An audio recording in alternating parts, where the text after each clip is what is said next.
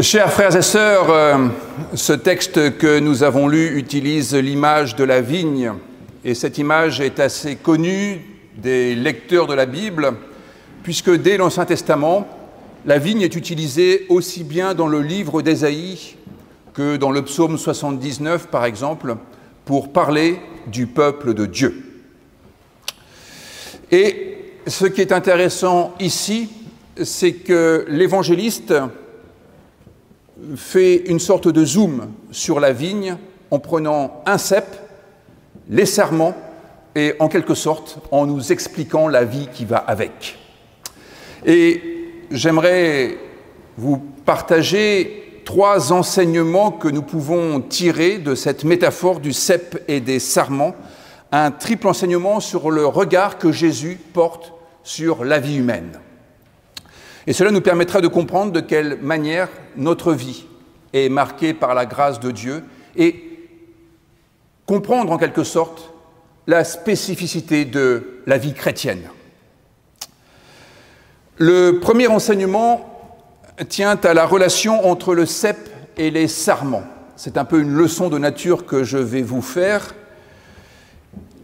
mais en le reprenant d'une manière théologique, car je pense qu'aucun biologiste, jamais, ne vous aura dit qu'il y a un caractère inconditionnel à la présence des sarments sur le cep. Mais la vérité est là. C'est que ce n'est pas le sarment qui a choisi d'être sur le cep. Le sarment a été suscité par cette sève qui court dans le cep. Les sarments poussent sans raison particulière, sans l'avoir voulu, sans l'avoir mérité non plus. Songeons à cela. Jésus, en prenant l'image du cep et des sarments, nous explique que la vie chrétienne, c'est une vie indépendante du mérite. De même, personne n'a choisi de venir au monde et notre vie a un caractère inconditionnel. C'est ce que nous répétons à chaque baptême, en particulier pour les baptêmes des bébés, des enfants, des plus jeunes d'entre nous, qui n'ont pas eu leur mot à dire. Et cela est juste et bon. Nous sommes aimés avant même que nous ayons pu montrer que nous sommes aimables. Il y a un caractère inconditionnel dans cela. Notez que cela a une conséquence directe sur la société que nous formons ce matin, par exemple ici.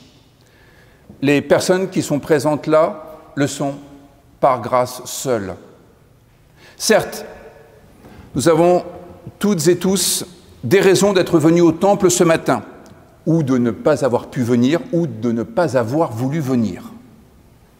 Mais lorsque nous nous regardons mutuellement, et au fond, nous avons un temple qui permet de se regarder mutuellement, donc n'hésitez pas à vous regarder, c'est un des avantages de ce temple, parmi bien d'autres.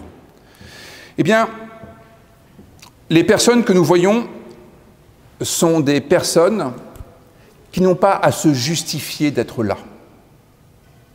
Elles n'ont pas besoin d'exprimer les conditions pour lesquelles elles sont là. Elles sont là par grâce seule. La métaphore du cep et des sarments indique que des gens peuvent surgir à nos côtés et c'est une grâce de Dieu. Et au fond, une assemblée dominicale, c'est l'histoire de multiples surgissements. Des gens viennent qu'on n'attendait pas, et c'est le cas encore ce matin, et je souhaite une chaleureuse bienvenue à ceux qui nous ont rejoints pour la première fois depuis longtemps ou pour la première fois tout court. Ils surgissent par la grâce de Dieu. Certainement ont-ils une raison d'être là. Mais peu importe. Il y a quelque chose qui relève de la grâce, ils sont les bienvenus sans condition. La vérité est que ce n'est pas à nous de poser quelque condition que ce soit. Nous le redisons d'ailleurs lorsque la scène est célébrée. C'est nous qui avons préparé la table, c'est nous qui avons mis le pain et le vin, mais c'est le Seigneur qui préside. C'est lui qui nous appelle. Ce n'est pas nous qui sommes le maître du sacrement. Ce n'est pas nous qui sommes le maître de l'Église non plus. L'autre, celui qui se tient là, également sur cette terre, est au bénéfice de la même grâce que nous. Sa place sur terre est inconditionnelle. Sa place et le fait qu'il soit juste et bon qu'il soit là ne dépend ni de ma bonne ou de ma mauvaise volonté, ni de ma bonne ou de ma mauvaise humeur. Il est là, par grâce seule. Et ce que je trouve assez admirable dans le propos de Jésus, c'est qu'il va tirer une conséquence de cela, une conséquence que nous connaissons presque par cœur, mais dont nous ne tirons pas toutes les conséquences pour notre vie personnelle. Il dit que nul ne peut être privé de la connaissance de la vérité. Nul ne peut être privé de la connaissance nécessaire pour vivre et pour bien vivre. Jésus dit tout ce qu'il a appris du Père. Il ne retient rien pour lui. Il ne fait pas de rétention d'informations. Ce grand mal français qui consiste à ne pas tout dire, à ne pas tout transmettre pour garder un peu de pouvoir sur les gens qui, eux, ne savent pas. Il n'y a rien de pire dans le domaine professionnel, dans le domaine de la vie personnelle, que de faire de la rétention d'informations pour garder un petit supplément de savoir qui nous permet de dominer sur les autres qui, eux, ne savent pas encore. Avec Jésus, nous comprenons aussi le terrible malheur que provoque l'épandage de fake news. Ceux qui n'ont pas accès à la vérité restent les esclaves de ceux qui savent. La vérité rend libre, dira Jésus par ailleurs, car celui qui ne sait pas comment fonctionne la vie, celui qui ne connaît pas les ressorts du monde, se trouve un jour ou l'autre en situation d'échec, par défaut de connaissances, par défaut d'information. Et c'est la raison pour laquelle toutes les vérités sont bonnes à dire, même quand elles ne font pas plaisir, même quand elles brisent certaines illusions qui nous étaient bien agréables. C'est justement pour briser les illusions, ce que la Bible nomme les idoles, ce qui fonde les idéologies en fait, qu'il est important de dire la vérité d'une manière inconditionnelle. Faire en sorte que chacun soit notre ami et non pas notre serviteur ou notre esclave, parce qu'il serait en défaut d'informations sur le monde, en conséquence de quoi il ne pourrait pas s'orienter correctement dans le monde.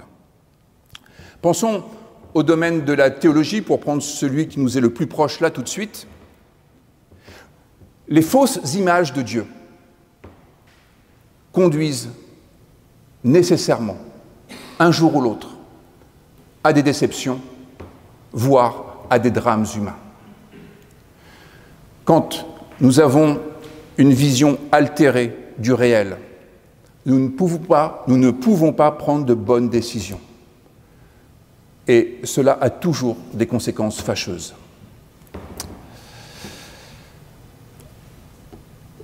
Après le caractère inconditionnel de notre présence et de la présence des autres, le deuxième enseignement que je retiens est relatif aux fruits.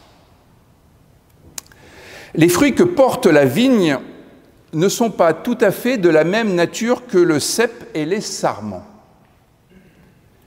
Et là encore, les biologistes ne le diraient pas de cette manière-là, mais nous sommes là dans un temps, profitons-en. Il y a dans le fruit quelque chose qui relève de la transcendance. À rien de moins. Et vous pouvez faire une opération très simple chez vous.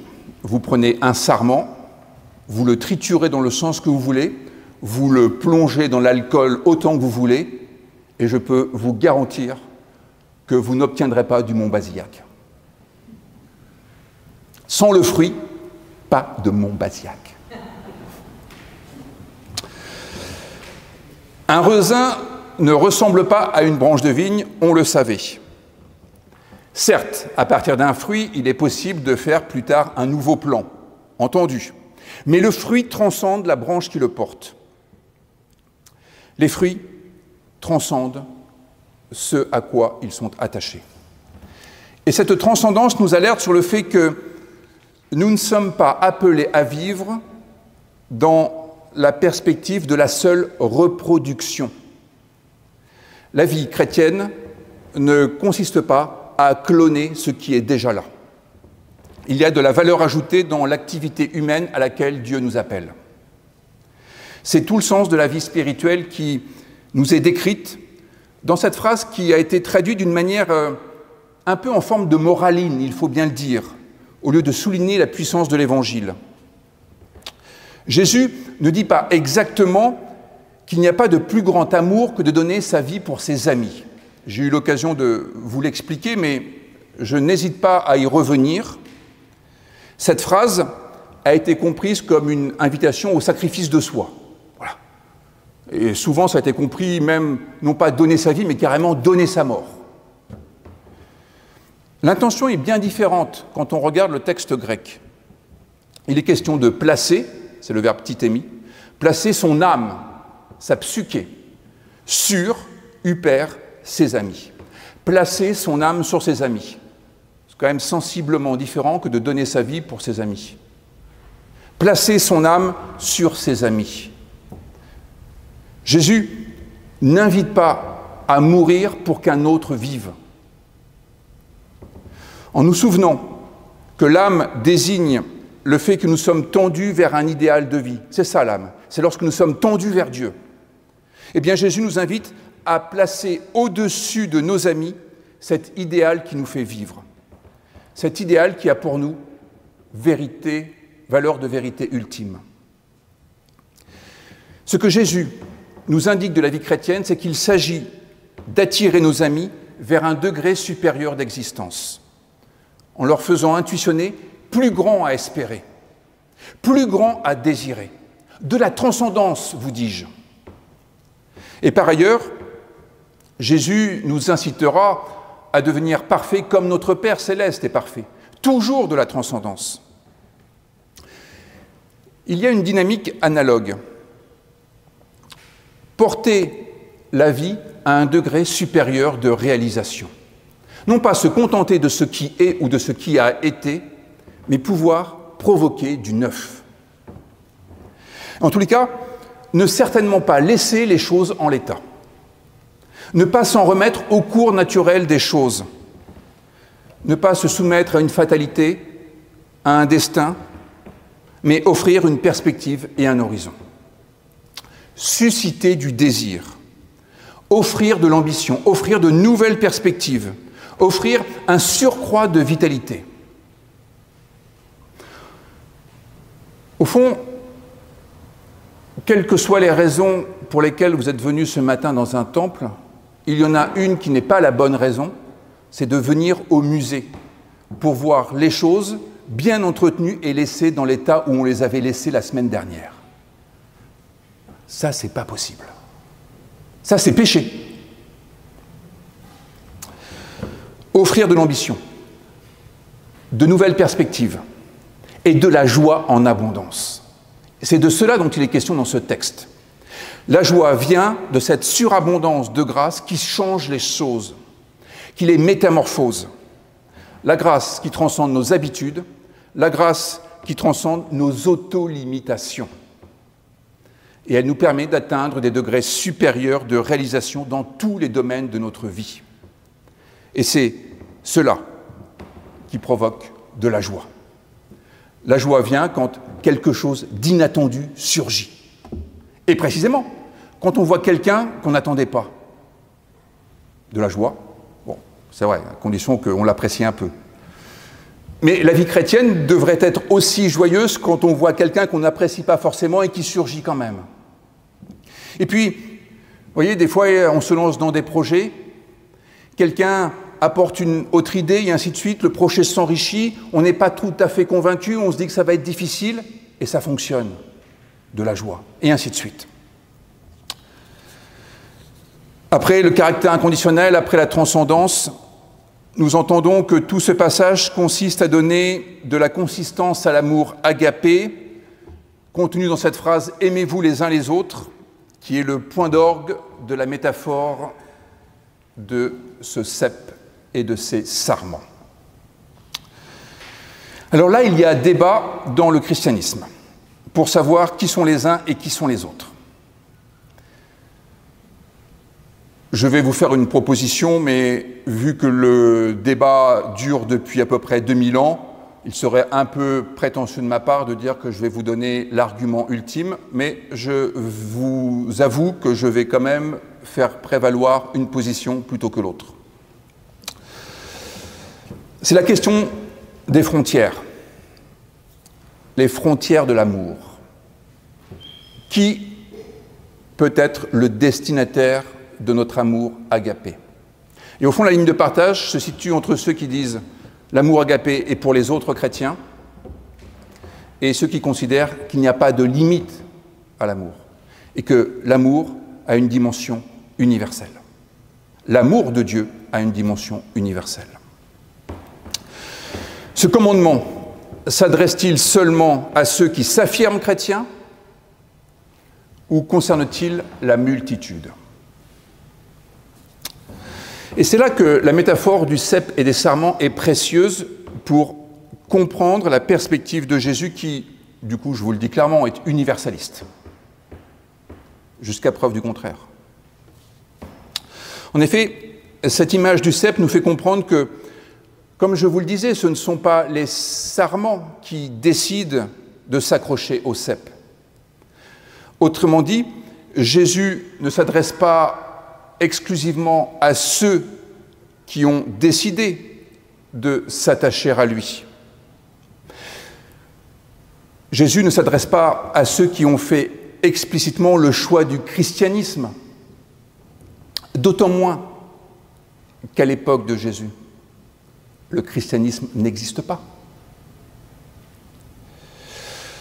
Il n'est pas question d'une théologie des œuvres. L'attachement au Christ ne résulte pas d'un travail personnel des croyants, mais d'une initiative du côté de Dieu.